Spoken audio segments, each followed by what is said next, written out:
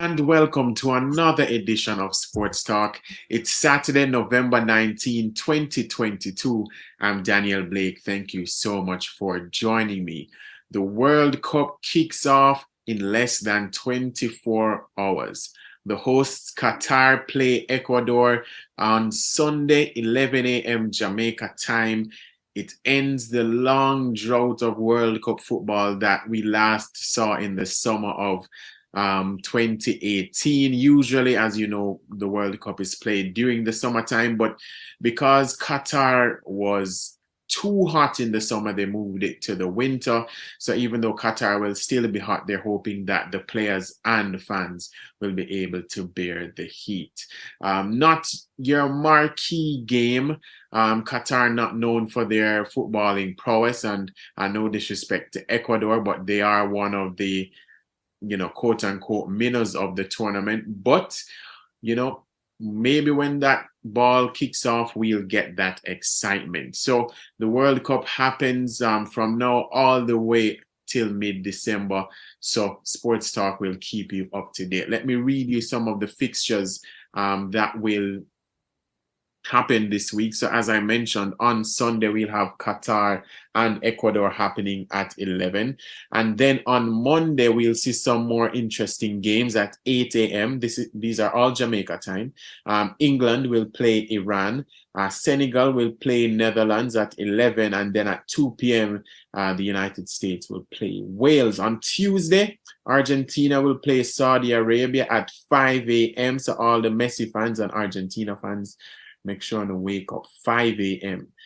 Denmark will play Tunisia at 8. Mexico will play Poland, and the defending champions, and hopefully at the end of the tournament, back-to-back champions, France will play Australia. On Wednesday, Morocco will play Croatia.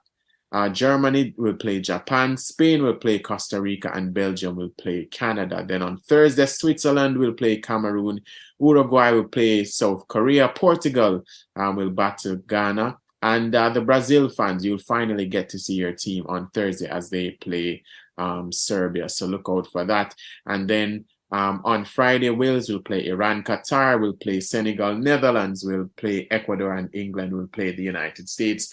And then, next Saturday when we're back here, we'll update you on everything that's been happening and give you some good analysis. Speaking of good analysis, we're going to hear very shortly from Brian Pitt and Aidan Alexander, two great football analysts, as we talk about some of the favorites for the tournament: Brazil, Argentina, France, a whole lot of names. Some people have said that this might be the most open World Cup. So we are going to find out the thoughts of Brian and Aidan shortly. Before we get to that, I want to remind you that you can watch and listen to the show in several different ways. You can go to Love 101 FM's Facebook and YouTube page, and I'm live there right now. So hello to everybody watching.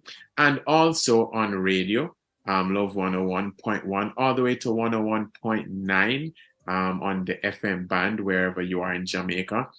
You can go online, love101.org, or you can go in your Play Store, whether Google or Apple, on your smart device, and download the Love 101 FM app. And the show will be there again. So if you go in the podcast section, you can listen to the show again if you missed it, and or you want to tell somebody about it and want to tune on, you can let them listen there or go back on YouTube and Facebook.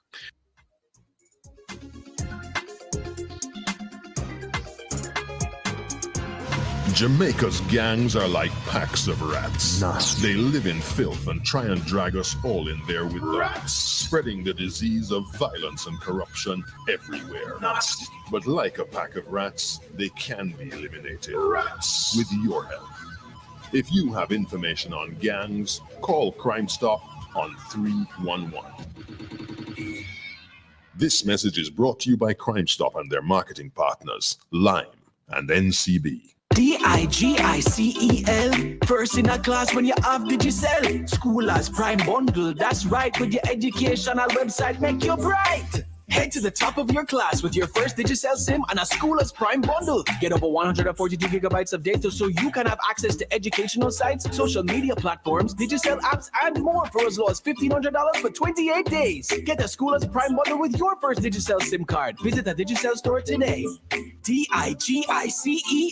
Please note the following program changes for Sunday, November 20, as we share with you the broadcast of the Jamaica Labour Party's 79th Annual Conference. Catholic Voice, brought to you by the Roman Catholic Church, normally aired at 1:30 p.m., will be aired at 12 p.m. Through the Bible with Love, brought to you by the Open Bible Standard Churches of Jamaica, will be aired at 3:15 p.m. Revival of Truth, normally aired at 2:30 p.m., will be aired at 3:30 p.m. A blessing is always here on the family station, Love 101. All right, so let's get right into it. As I mentioned, a whole host of favorites for this World Cup, and it will be truly exciting. Before that, though, with all the controversy and I would say lack of hype heading into the World Cup, that's the first question I decided to pose to Brian Pitter. If he feels, that all of the things happening around it has made it a little less exciting. Yeah, I was having this discussion the other day, and it's like the hype you normally experience around the World Cup, it's not there. You normally look forward to the build-up, the talks in the media, the coverage, those kind of things. And you kind of get a sense that there's a lot more negativity surrounding this World Cup than positivity. So it kind of slumps the mood around the tournament. For me, especially, I guess when the tournament kicks off, that's when the adrenaline will start pumping. And of course, I'll be looking forward to Brazil, hoping to win their first World Cup since 2002. Speaking of Brazil, let's just start there. Usually I was going to start with the defending champions, but Aidan, Brazil, as Brian mentioned, they haven't won the World Cup since 2002, but they do have a very talented squad led by Neymar. Do you think that they have a better opportunity compared to maybe 2018 or possibly even 2014 when they were the hosts? The talent Brazil has at their disposal is undoubted. We've seen that team from top to bottom is quality. Arguably the best goalkeeper in the world in Alisson. You have experienced, tried and proven defenders in Thiago Silva, your captain, Marquinhos, Dani Alves, years and years of experience there. Midfielders, we see, Newcastle balling out of his mind. Bruno Guimaraes getting his call up to the World Cup. We see all these players, obviously Neymar, Anthony for United, Rafinha for Barcelona, all these names, and a lot of them might not even get to start. So, the quality Brazil has at their disposal is definitely capable of winning this World Cup. We'll just have to see how it works out, come just a few days' time. It's interesting, Brian, because I think usually going into a World Cup, especially that 2014 World Cup, Brazil go in as heavy favorites. A lot of the talk is around France, Argentina, obviously the English media pushing England. Do you think that it's almost beneficial to Brazil that they aren't seen as that heavy favorite like they always are? Typically, Brazil tend to perform better when all the pressure isn't on them. I know that in 1950 when they hosted the tournament, they obviously famously lost against Uruguay in the final, and then when they hosted the tournament again in 2014, they lost and they crashed out to Germany in the semifinal. It's very embarrassing. So usually going into a tournament, they have this weighted pressure on them and this weight of expectations from a lot of media and a lot of their fans. But this year, even though they are the number one team in the world, you get the sense that teams like perhaps France or Argentina, who are 35 games unbeaten, are being touted more in the media. So I think this can work in Brazil's favor. Neymar is absolutely tearing it up in France. His stats are off the chart, and not only stats, the way he's been playing as well is exceptional. And if he can stay fit and card free, we know how impactful his absence was in 2014. So if he can lead this team and stay consistent throughout the tournament, then trust me, anything is possible for Brazil. Yeah, I want to stay with you on that because after the 2018 World Cup, Neymar got a lot of criticism for his, his antics rolling around on the ground and whatever, even though he has had that history of being kicked around, getting injured and so forth.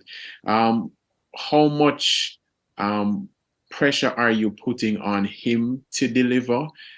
Because, people have been expecting him to turn up that notch like Ronaldo and Ronaldinho have in the past. How much pressure are you putting on him to truly lead that team? Yeah, the pressure has to be on him. Brazil has always gone into these major tournaments with a talisman. We've seen it that whenever they've won the World Cup, from Pele to Garrincha to Ronaldinho, Zico, they've always had that one person that they can look to lead the team, whether it's in goals, chances created, just in the attacking front of the team. So Neymar automatically, is going to have to suit up that responsibility. And I feel like he's in a much better place mentally this year because he's been going through a lot, especially in France. He doesn't have the best of relationship with the Paris fans or Paris Saint-Germain board themselves. And he's had to prove that he can still compete at the highest level despite, those challenges. So he's had to overcome that. He's in a much stronger place mentally, and I don't think, the only thing that can stop him is injury. And a fully fit Neymar can lead this Brazil team to the World Cup title. Yeah, Aidan. Speaking of the talisman, Brazil hasn't had a goal scoring number 9 for a very long time. They have depended on a lot on Neymar and the other wingers. They go into the tournament with the likes of Jesus and Richarlison. Do you think that they will be able to, probably break that curse that we've seen over the years with them using people like Fred and so forth? Or do you think, like Brian said, that Neymar is going to have to carry a lot of that load? In terms of goal scoring, I don't think the typical number 9. It's like you said, it's been missing from Brazilian football for a while now, a good while. Some might even say since R9. But I think that Brazil doesn't seem to struggle in that regard. Like we don't hear that those same comments of, oh, are Brazil missing a number 9 or that you heard even in regards to like a Manchester City last year. I don't think that they're lacking goal scoring specifically from a number 9. I think that the way Brazil plays, they don't need that out and out target man.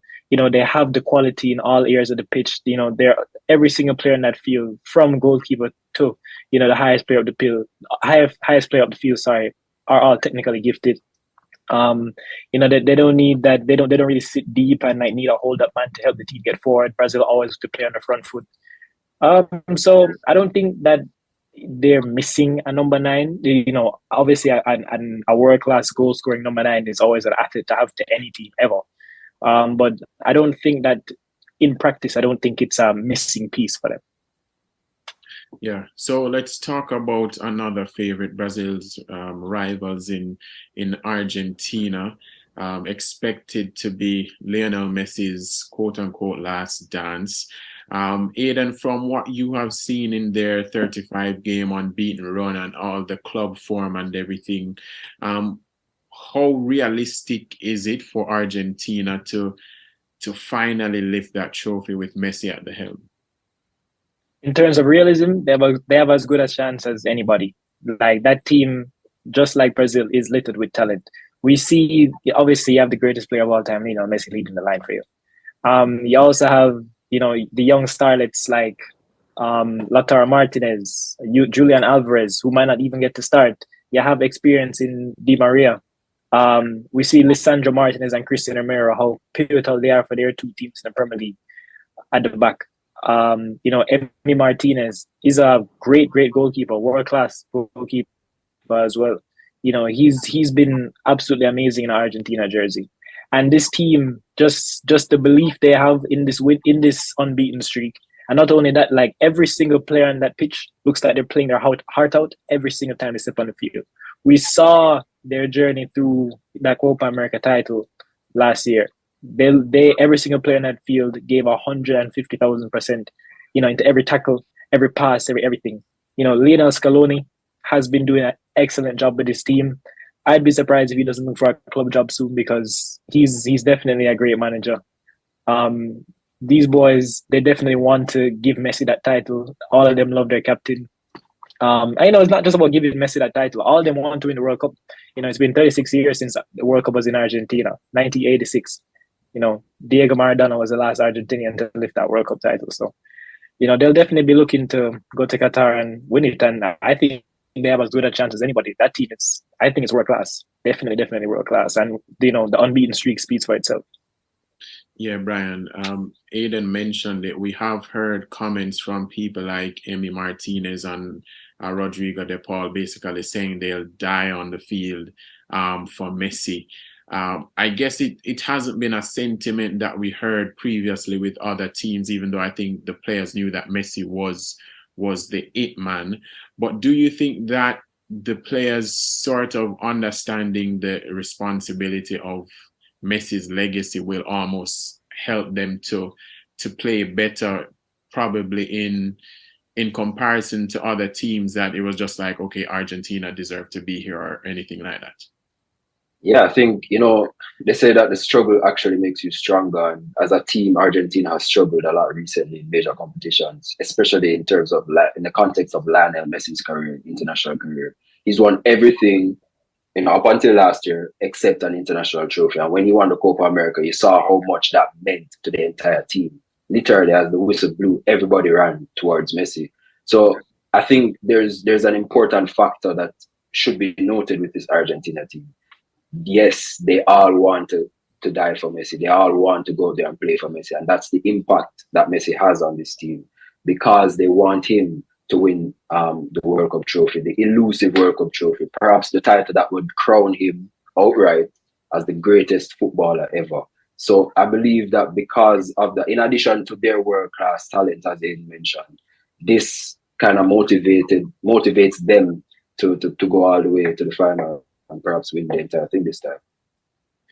Aidan, Brian mentioned it about, if Messi winning, he'll be certainly the greatest of all time. But for you, whether he wins or not, do you think that it sort of downs his legacy for all that he's done in football? Or are you one of those who believe, yeah, he needs that World Cup like Maradona and Pele to certainly be regarded as the greatest of all time? I've never believed that he needed at the World Cup to be crowned the greatest of all time. Just off of what I've seen in my very eyes, and just his stats speak for themselves. He speaks for himself. Obviously, he's not. I don't mean with his mouth. Obviously, like his style of play, his ability, his talent is second to absolutely no one. I think he's the greatest player of all time. Even if Argentina was to lose 5,000-0 in every single game in this competition, obviously, God forbid that should be the case. But I think he's the greatest player of all time. On that was in my mind.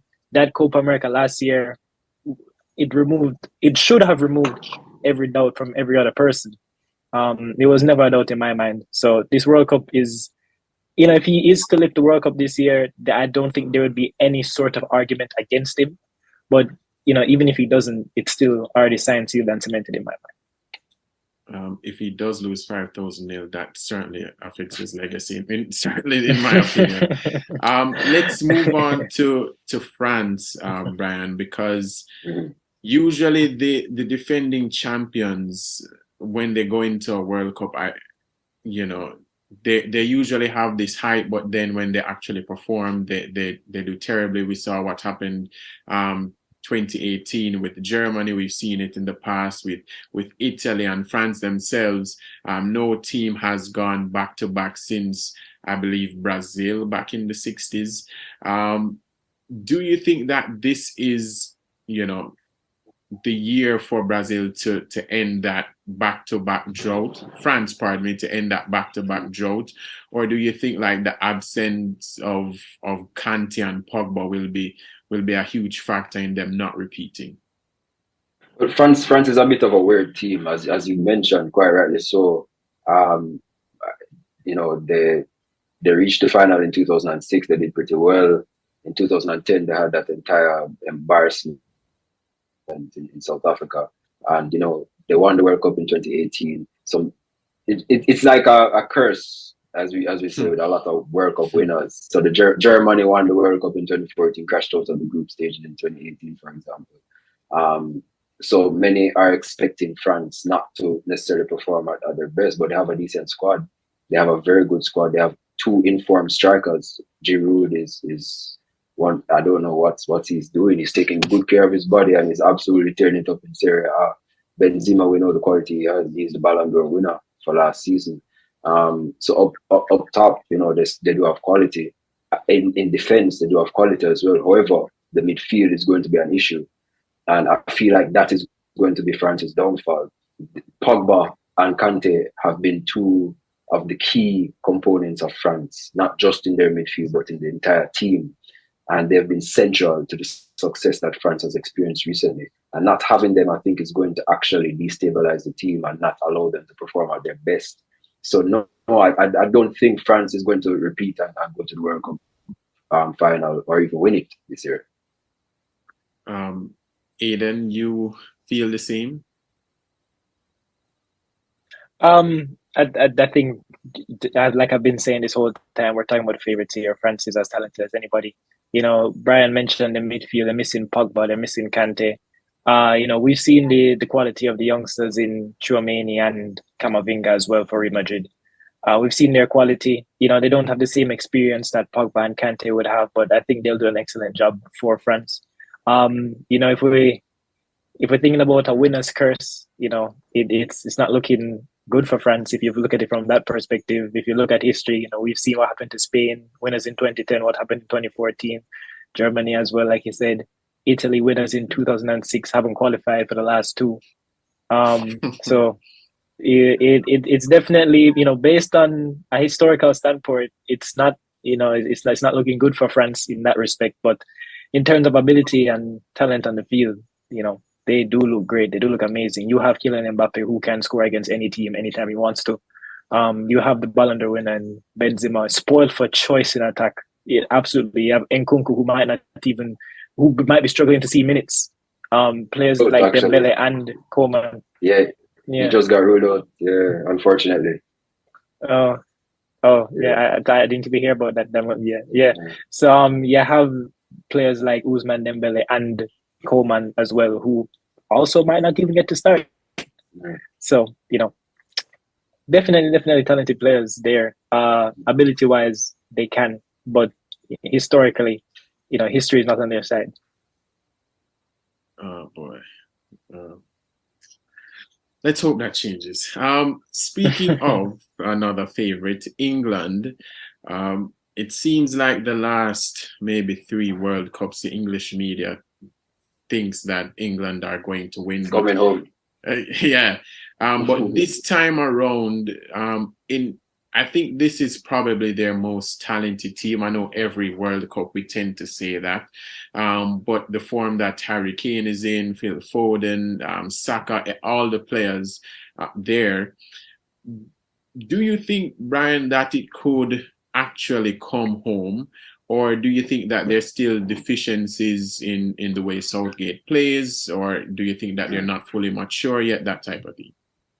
I think I'm a bit conflicted with England. I think this generation of English footballers as a team collectively has been one of the best, even better than, you know, when you had Lampards and the Rooneys and the Gerrards and the Terrys. I think that team, admitted by some of those players themselves, had more ego than anything else. This team has shown over the past 2 major tournaments, the Euros and the World Cup, that collectively they are forced to be reckoned with. However, they reached the semi-finals of the World Cup and they reached the finals of the Euros, and they crashed out. they didn't. They nearly achieved what they should have achieved. And I feel like that was just the last time, that the Euros was the last time for this generation to actually prove that they could win something. I'm tempted to say maybe they could challenge for the title this World Cup, but then you look at the defense. Maguire, who hasn't played a lot of club football and is not in the best of form, might start, knowing Southgate. Stones is good, but not necessarily dependable, consistent. Harry Kane has been in good form. Saka has been in good form, but apart from that, attacking wise, they don't really have that attacking threat that you'd want them to. Sterling is not really on the best of forms. Grealish is not on the best of forms. Foden might play in midfield because of the lack of options in midfield. So there's a lot of things that we have to consider with this England team, and I think we just have to wait and see how they play in the first few games. Yeah, Aidan, for you, because as he mentioned, some of these players they haven't picked up the form we expect. But when you think about, as he mentioned, Kane and Saka, and probably even someone like Jude Bellingham, who's been ripping it over there in Germany, do you think that if this team does not bring it home, that they've underachieved? I definitely that the bar should not be winning the World Cup for England. That's definitely the bar. We've seen all these countries that are heavy favorites, and for it to be expected to be a right for England to win this Premier League, or else they have not Premier League, with this World Cup, or they've disappointed. It's a ridiculous expectation to hold them to. Like Brian was saying, there's questions about defense. We know that Reece James is going to be out for the World Cup, unfortunately. I wish him a speedy recovery. Kyle Walker is hoping to be back and fit in time. We know Southgate is going to play a 3 at the back, 3/5, whatever you prefer to call it. It's 3 at the back. So you're looking at Kyle Walker as a centre back, John Stones, Harry Maguire, or Eric Dyer. You have Kieran Trippier. We know that Gareth Southgate loves his right backs. Had Reece James been fit, Trent probably wouldn't even be on the plane. So yeah, I do think that what England needs is to be more, expansive with their football. They need to be a lot more, risk taking. They need to be a lot more attacking. The absolute gem of this English team is their quality attack, is their quality going forward. We see in Harry Kane, if Erling Haaland didn't exist, we'd be looking at Harry Kane like he's having a season of anybody's career. Like we've seen his numbers so far in the Premier League. He's absolutely ripping it up. And it's only overshadowed by Haaland being an absolute alien, if I lack of a better word. So yeah, Harry Kane is in as good form as any other striker. You have Phil Foden, who can play in multiple positions and be deployed in any manner in which Southgate wants to use him. Declan Rice, we know his quality for West Ham. So Jude Bellingham, like you said as well too.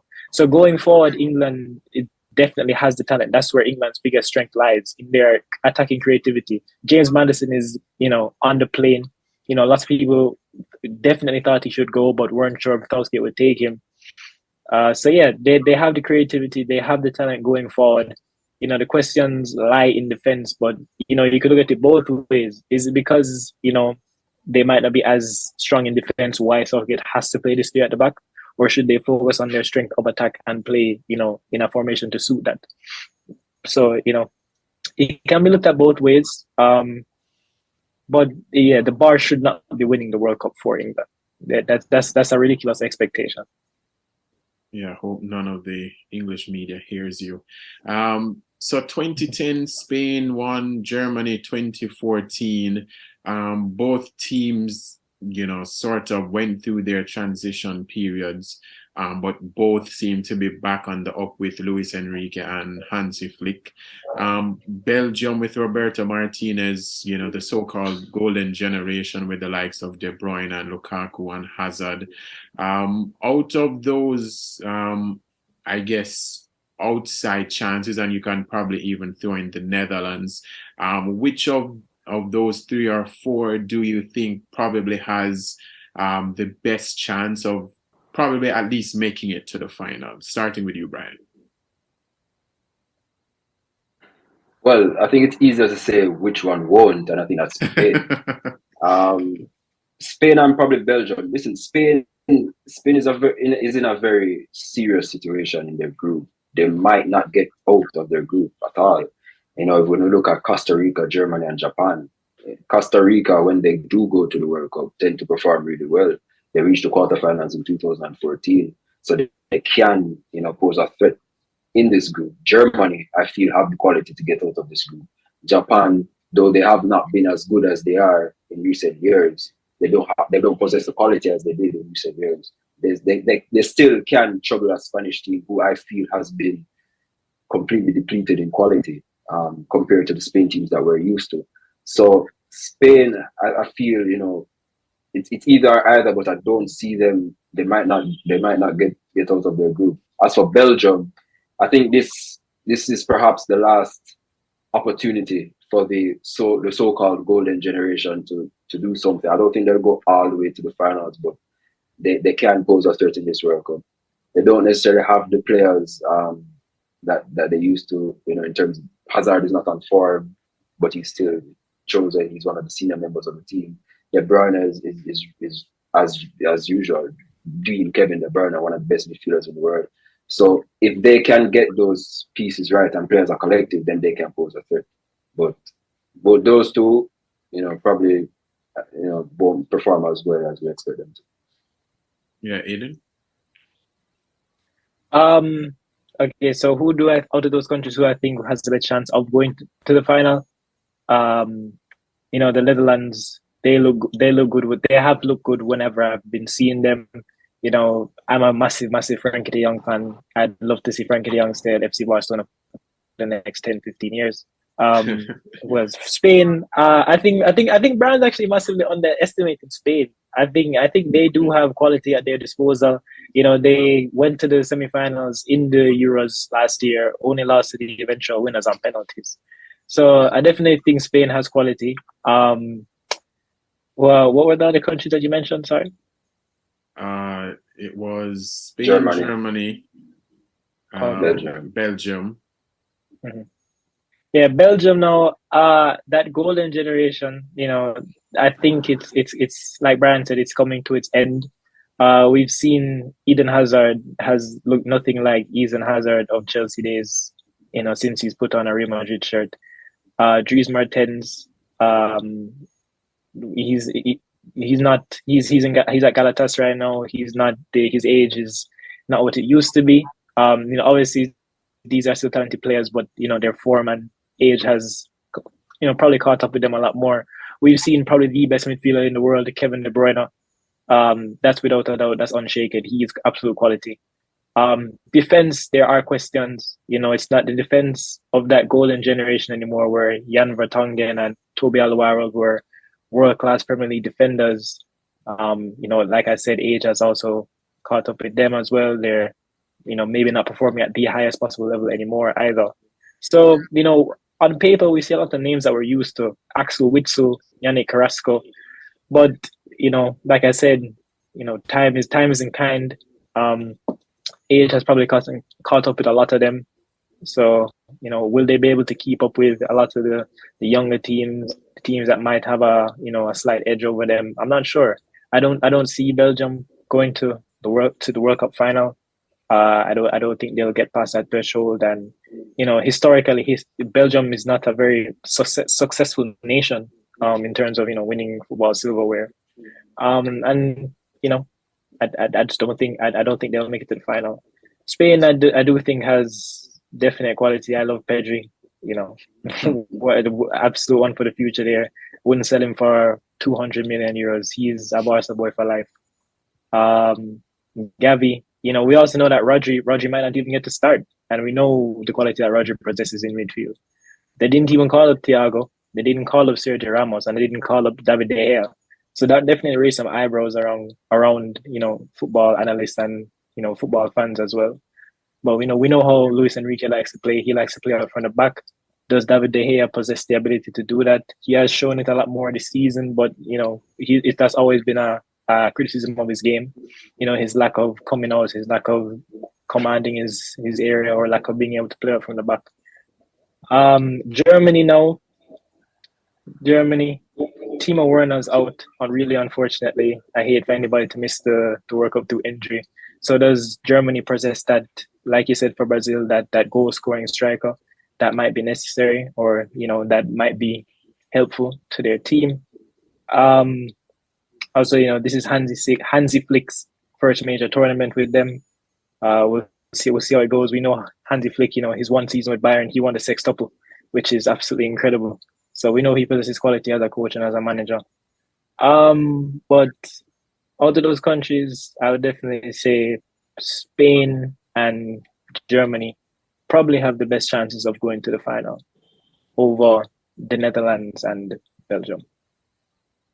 Aidan is a Barca fan, by the way, so if he favored Spain, you know why. Yeah, in around a minute or less as we close, is there any favorite team or traditional team that you are looking forward to seeing play at this World Cup, starting with you, Brian? I was looking forward to Senegal, actually, and then the whole Mane situation happened, because I really, though they're not, the quality within the team is not the best, but as a collective, I believe they can pose a threat. Other than that, I wouldn't say non-traditional, but the Netherlands, they are a big nation. I really feel like they can surprise a lot of people in this World Cup, because the quality throughout, just the players, attacking wise, in the midfield, in the defense, young players at the right age in which they have experienced certain level of maturity at club level. I think they can come together and cause a threat in this World Cup as well. So yeah, those two. Yeah, Aidan, for you? I'm looking forward to seeing Denmark. I really like to see what Denmark can do. I thought they had a great Euro campaign. They definitely, historically speaking, Denmark isn't the most successful footballing nation, of course, but in recent years they've looked great. They've really been looking great. Beat France just the other day in the Nations League as well. Made a real run at it in the Euros. So yeah, I'm really excited to see Denmark. Brian Pitter and Aidan Alexander, two great football analysts, previewing the top teams and the potential winners of the World Cup. We go into our break, and when we come back, more here on Sports Talk.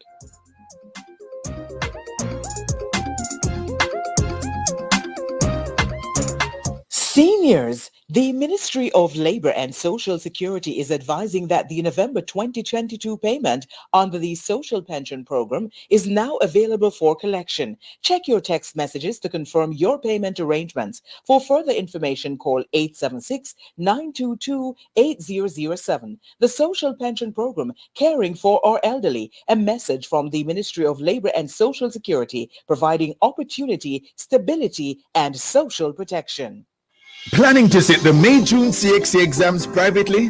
Register with Overseas Examinations Commission before the registration deadline, Friday, November 25. Visit our Kingston office or Montego Bay office to complete your application form, or send an email to help@overseasexams.org.jm.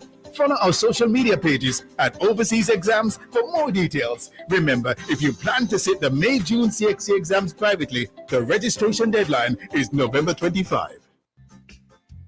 Come here, Lizzie. We have to leave now, but I'm so glad I can carry my Love 101 FM with me anywhere me go. How you do that? What do you mean? I have the Love 101 FM app on my phone, so no matter wherever support me go, I just click on the app and props, my Love 101 is right here with me on my iPhone. But after me not have iPhone, so how me I go here? Simply go to your Play Store on your Android phone. Search for Love 101 FM. The red app with the Love 101 logo will show up, and you just download it. Even my friend in New York did a listen Love the other day. Clear New York, me dear. And you know how him did a listen? Let me guess. Pan the Love 101 FM app. All right then, all right.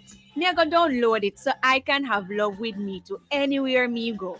Have you downloaded the Love 101 FM app? Take Love 101 FM with you anywhere and listen anytime via the Love 101 app. Available in your Play Store for Android phones and on your iPhone in the App Store. Love 101 FM. We are here, there, and everywhere. The family station. Love 101. The family station. Enough pickings to win from Digicel this Christmas. Switch to Digicel. Top up, activate a starter or Prime Brother bundle. Buy a SIM, pay your bill on time and in full for your chance to pick and win from loads of prizes in the My Digicel app. We are talking about over 60 million in cash and prizes. Daily cash prizes of $15,000, $10,000 supermarket, gas and electricity vouchers. A weekly draw to win a Samsung Galaxy S22 Ultra. Plus entry for a chance to win a grand prize of $2 million cash and more. Pick and win your prize in the My Digicel app today. Enough pickings with Digicel this Christmas. Visit DigicelJamaica.com for terms and conditions. Authorized under Section 58.3 of the Betting, Gaming and Lotteries Act. Promotion valid November 18, 2022 to December 29, 2022. Welcome back to Sports Talk here on Love 101. So the World Cup kicks off tomorrow at 11 a.m. Jamaica time. But as you know, this World Cup has been under major scrutiny because of the host Qatar facing a lot of human rights issues, climate issues, religious issues, so many issues that have surrounded Qatar and the hosting of this tournament. Al Jazeera English reporter Sarah Gaffman did a special feature on Qatar hosting, what can be expected, some of the issues and so forth. So let's listen to that. More than 1 million football fans are expected to travel to this tiny Gulf nation for what's going to be a World Cup of many firsts, including the first to be hosted in the Middle East. It's a great event for my country. As a Qatari, I'm very proud. I'm so excited that people are coming to Qatar to actually experience it. And Qatar has built so much new stuff to make it all happen. 7 stadiums, a new airport, more than 100 hotels, new highways, and a new metro. The total bill is coming in at something like $200 billion, making this the most expensive World Cup ever, by a long way. We've basically seen an international city emerge out of the desert. But it's also a World Cup that's come in for a lot of criticism, especially over human rights issues and Qatar's treatment of the migrant workers who've built everything. Host country Qatar is facing growing criticism over its treatment of women, migrant workers, and the LGBTQ plus community. The team from Australia is out with a video today that condemns the country's human rights record. I believe a lot of the criticism is unjust. I feel like people have used this as a way just to be able to bring Qatar into disrepute. Qatar is a welcoming and hospitable country. There's nothing that fans should be worried about. All we have to do right now is just to show the world what an amazing World Cup this will be. This country has been looked at, pored over, scrutinised for 12 years. I think there's also a real kind of determination from the organisers to prove the world wrong. So we're going to take you through some of the basics about Qatar, explain some of the controversies behind this World Cup, and tell you what to expect from the tournament.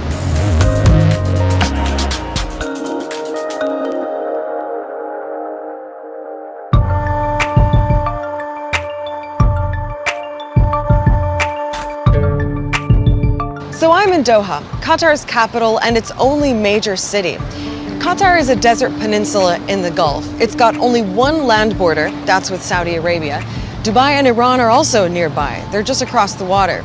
And Qatar is tiny. It takes roughly 2 hours to drive from top to bottom. Nearly 3 million people live here, but only 380,000 are actually Qatari nationals. Everyone else has come here from all over the world to work in all sorts of jobs. But a lot of what you see in Qatar today, like most of these buildings, it just wasn't here even 20 years ago. If we go back even further, around 100 years, Qatar's biggest industry was pearl diving. But in the 1930s, they struck oil, and then in the 70s, they discovered natural gas.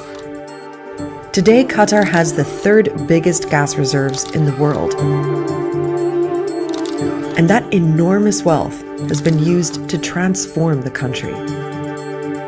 There is a huge change, a huge difference between 40 years ago and now today. And I remember in 2000s, 2001, 2003, if anybody asked me, where are you from? And I say, I'm from Qatar. They ask me another question, where is Qatar? What is Qatar? Now, they just ask me how it's look like, what is, if we visit Qatar, what do we need, how it's the culture. The profile is growing dramatically, and and Qatari government has succeeded actually in establishing themselves on the world map. Now, on the political front, Qatar is not a democracy. Like its neighbors in the Gulf, it's a monarchy, and the emir essentially runs the government. Right now, that's Sheikh Tamim bin Hamad Al Thani. But it was his father, the previous emir, who really kickstarted Qatar's super fast growth. Sheikh Hamad came with a new vision and mission in his mind, and he wanted to develop the country, whether in education, in healthcare, in media, in culture, in sports. Qatar actually uses those as tools in its soft power. But it's not just soft power. Qatar's also tried to position itself as an important political player, for example, by mediating between groups fighting in countries like Sudan and Afghanistan. Well, I think there's a few different goals that go back to a bigger strategy over the last kind of 25 years or so, really thinking about the country as trying to solidify for itself a kind of a reputation on the international stage. And the ultimate expression of Qatar wanting to be this big global player is hosting the World Cup. The 2022 FIFA World Cup is Qatar.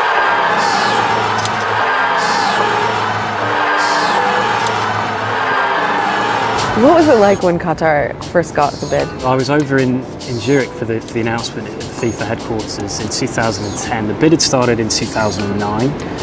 Very much seen as an outsider bid. There was so many things against it: the size of the country, the weather, the perceived absence of a football culture here. So I think when Sepp Blatter pulled out Qatar from the envelope, the whole footballing world was just in a state of shock. While over in Qatar, people went wild.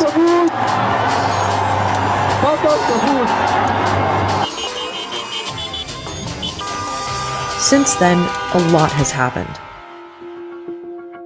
There were years of corruption scandals at FIFA, world football's governing body.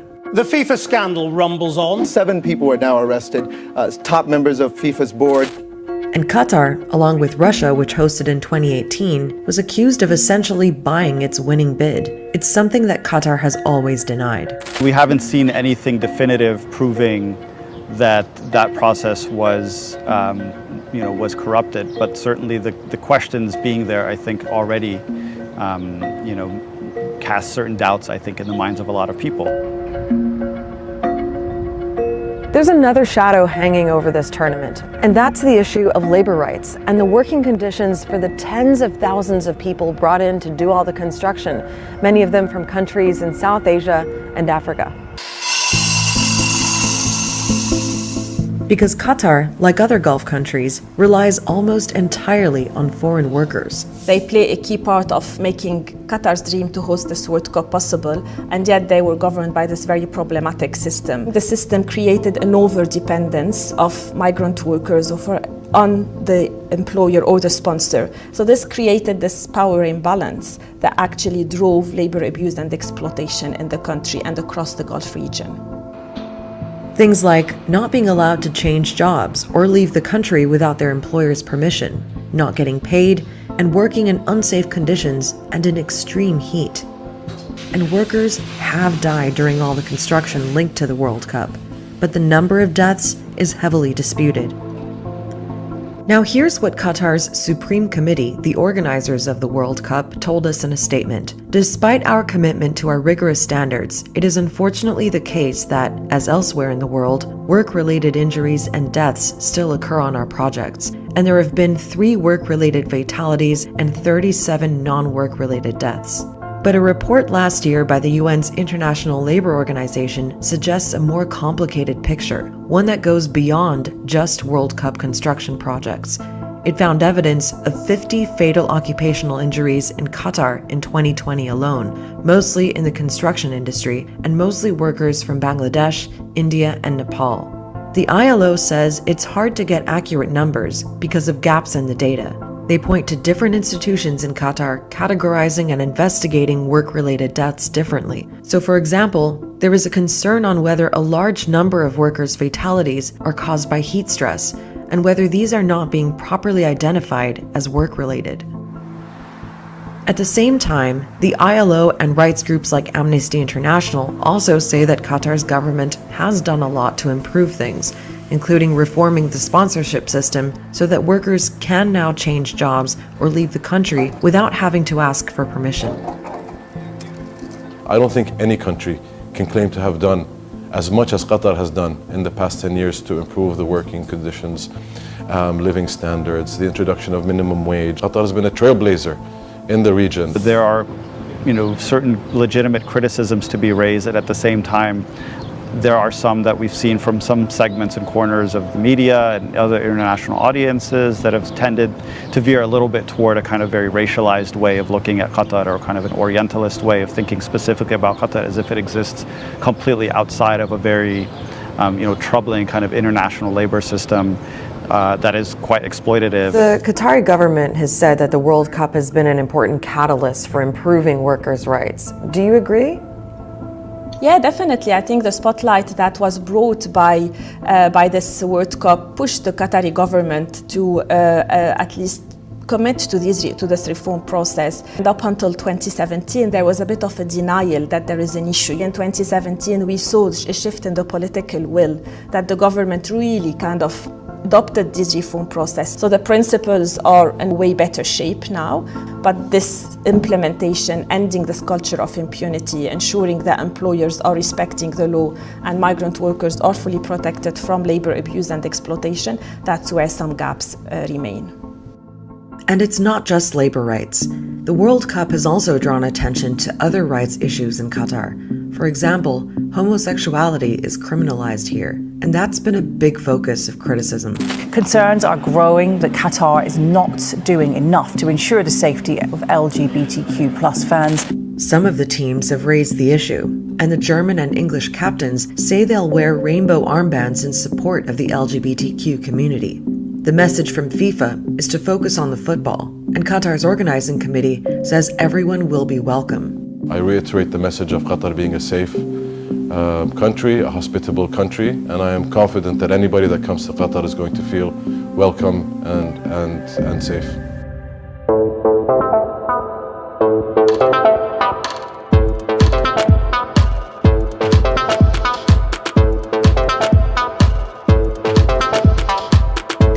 Most World Cup tournaments are spread across several cities, but this one is super compact. All 8 stadiums are either in Doha or within an hour's drive. So if you wanted to, you can go to more than one match in a day. But with all the fans concentrated in this small area, it's going to be a huge operation to make it all run smoothly. Will there be enough accommodation? Will the traffic be gridlocked? Will the new metro be able to handle the crowds? Then there's all the new entertainment they've prepared. 2 newly built islands with rides and restaurants and a huge water park. They're bringing in big names for 3 music festivals, and there will be lots of fan zones. So right now, this is obviously a massive construction site, but imagine this packed full of football fans. Fan zones will be among the designated areas where people can buy and drink alcohol. Alcohol will also be sold within the stadium perimeters before and after matches, but it won't be allowed in the stands. All this is a change from Qatar's usual rules around alcohol.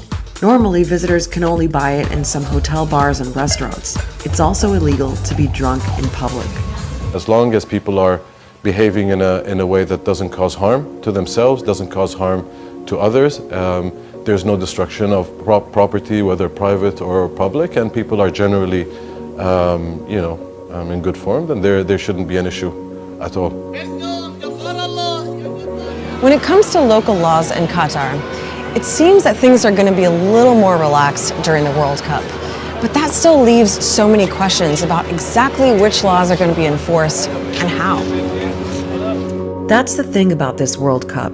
No one quite knows how it's going to unfold, and a lot of different people have a lot of different takes on it.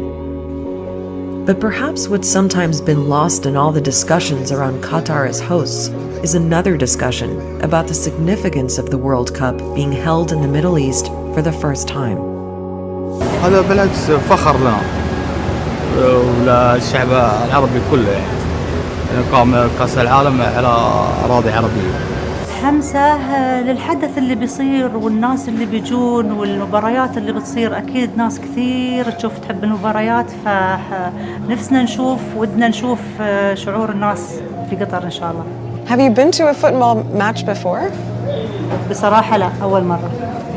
We're obviously very proud that FIFA is going to be in an Arab country. As a person coming from the Middle East, we're talking back in 2010, I was genuinely very, very happy for a country in the Middle East to be able to host this mega sporting event, to showcase our culture, so that for once I think the Arab world would be associated with what we really like, joy, festivities, and kind of steer away from the perception of the Arab world being wars, refugees, terrorism. Football has deeper roots here than has often been acknowledged, and I think this tournament is really an opportunity to begin to kind of explore that history a little bit more and to see the way that the game has been truly globalized. There has to be a little bit more of an acknowledgement that football specifically is not the domain of sort of one culture or one country or one region.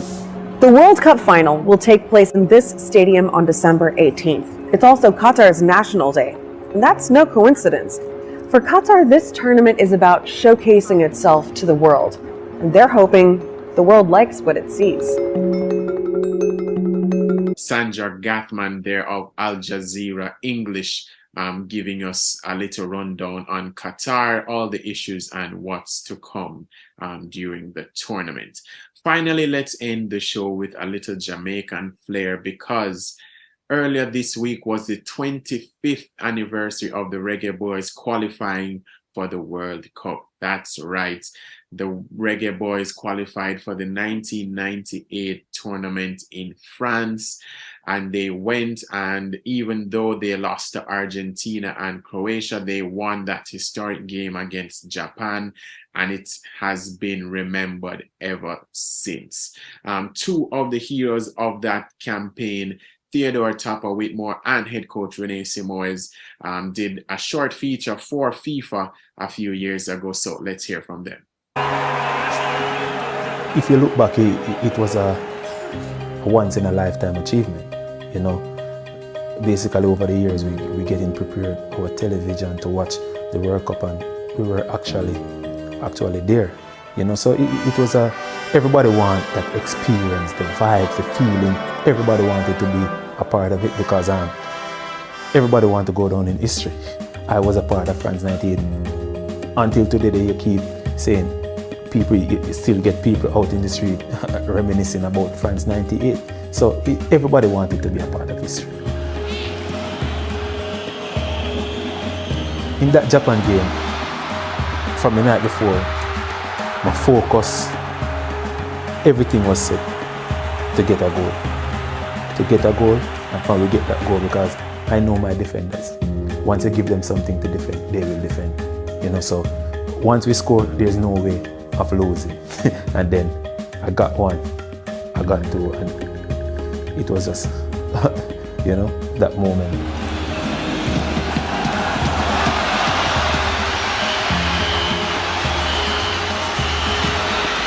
It's something you could never forget. You will never erase those moments, you know, that game against Japan when I got 2 goals. The only victory of France 98, and as again, that will always remain in my mind. My greatest World Cup moment was in France in 1998, before the first game when they played the Jamaican national anthem. And this answers a question I've been asked. What's it like to manage the team of another country? I reply that it depends. If you took a team after they've already qualified and then go to the World Cup, that's one thing. com todos os problemas que nós tínhamos na But Jamaica. if you've worked with the team for Com 4 todo years, esse racismo and que with a all the Jamaica problems we had in Jamaica, sofria, com todo esse all the tipo racism de Jamaica suffered, preconceito que os jamaicanos all the tinham problems dentro Jamaicans have deles, within themselves, com toda essa revolta with que all the eles tinham angst dele, they porque felt because they've been suffering racism. sofriam esse racismo, e você And then vê you see that country aquele singing their país anthem, cantando and o people seu from other hino, countries e respecting the pessoas de anthem of outros Jamaica. países respeitando o Then hino what an da Jamaica. absolutely emotional moment that was. Absolutamente emocionante, até porque o hino da Jamaica That's é uma especially oração, true because the Jamaican anthem is a prayer. absolutamente It's a pedindo prayer asking for igualdade, absolute pedindo equality, que eles asking tenham for them to have forças, strength. é muito lindo o hino. It's a very E aquilo, beautiful anthem. 4 anos depois, eu vi After que a 4 gente years, I conseguiu saw that we colocar got Jamaica to the no place they lugar deserve to que eles be. mereciam So I thought a lot about what very Então, pensei humble muito people they are, naquela população humilde, a people who naquele struggle povo against many que luta difficulties, com muita but who have dificuldade, joy and mas com wisdom. muita alegria, com muita For me, this was the sabedoria. Esse, greatest pra mim, foi moment. o maior momento. There were Outros other momentos meaningful foram moments, significantes, but mas this was the esse one foi that aquele que encapsulated the 4 representou, years I'd spent living os side by 4 side with anos them. em que eu vivi lado a After all lado that, com eles, we'd managed to reach que the a gente peak of conseguiu participating in a World chegar Cup. no ponto máximo, que é estar numa Copa do Mundo. Theodore Whitmore and Renee Simores, remembering that World Cup back in 1998. That's all the time that we have for this edition of Sports Talk. Really hope that you enjoy it. Remember, Sports Talk happens every Saturday from 1 to 2 p.m. right here on the family station, Love 101. Please enjoy the World Cup and tell me everything that you enjoy and don't enjoy, because we will certainly speak about it. Until then, please stay safe, enjoy the weekend, and enjoy the World Cup. You've just heard Sports Talk right here on Love 101, the family station. The time of love is 2:02 p.m.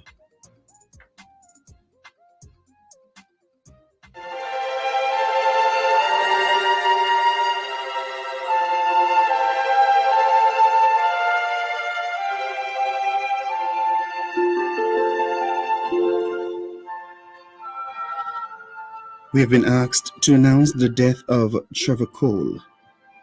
Trevor Cole of Chateau Clarendon died on October 3, leaving wife Sharon, children Sharona, Dwayne, Venando, and Trevon, 4 grandchildren, 5 brothers, 3 sisters, nieces, nephews, other relatives, and friends. Body of Trevor Cole leaves Witter and Sons Funeral Home, Maypen, on Sunday, November 20, to the Wembley Center of Excellence, Hayes, for funeral service at 12 noon. Interment follows at the Thetford Park Cemetery. May the dearly departed rest in peace, and may God grant comfort to those who mourn. You're tuned to Love 101, the family station.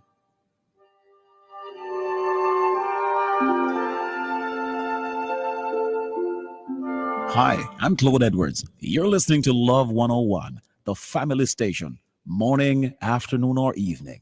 Don't touch the dial, because we ain't leaving. 101.1, 101.3, 101.5, 101.7, 101.9. Love is all you need.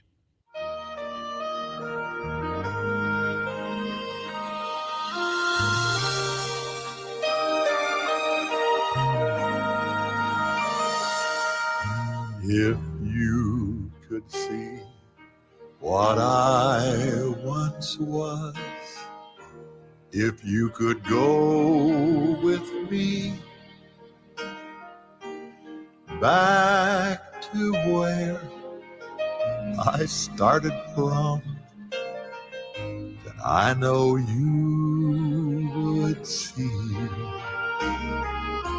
a miracle of love that took me in its sweet embrace and made me what I am today. Just an old sinner saved by grace. I'm just a sinner, saved by grace.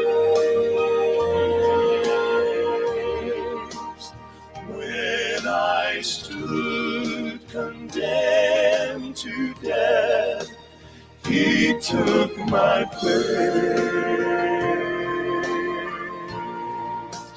Now I live and breathe in freedom. With each breath of life I take, loved and forgiven. Back with the living,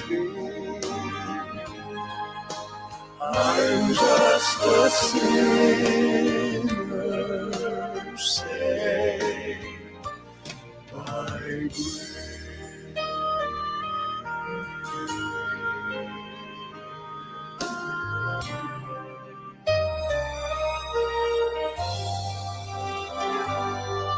How could I boast of anything I've ever seen or done?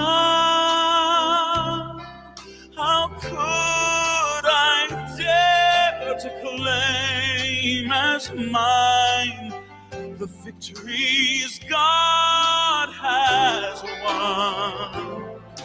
Where would I be had God not brought me gently to this place?